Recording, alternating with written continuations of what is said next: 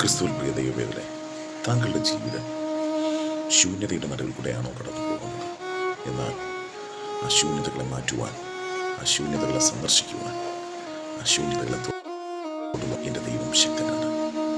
ഗലീല കടൽ എന്ന ശുദ്ധജല തടാകത്തിൽ ഒരായുസിൻ്റെ ഏകദേശം ഭാഗങ്ങൾ മത്സ്യബന്ധന തൊഴിൽ നടത്തി വന്നിരുന്ന പത്രോസ് എന്ന മനുഷ്യൻ ഒരു രാത്രി മുഴുവനും അധ്വാനിച്ചിട്ടും തൻ്റെ വലയിൽ ഒരു മീൻ പോലും ഇല്ലാതെ തീർത്തും ശൂന്യനാക്കപ്പെട്ടപ്പോൾ എൻ്റെ ദൈവം പത്രോസിൻ്റെ ശൂന്യതയിൽ ഇടപെടുകയാണ്.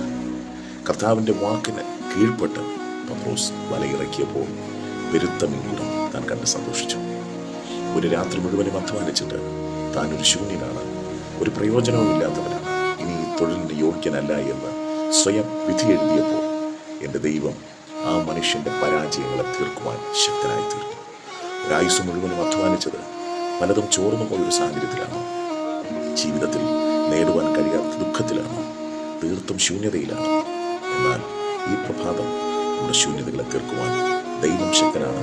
ദൈവത്തിൽ സമർപ്പിക്കാൻ ഈ പ്രഭാതം ക്രിസ്തുവിൽ ധന്യമാകട്ടെ നമ്മുടെ ജീവിതം.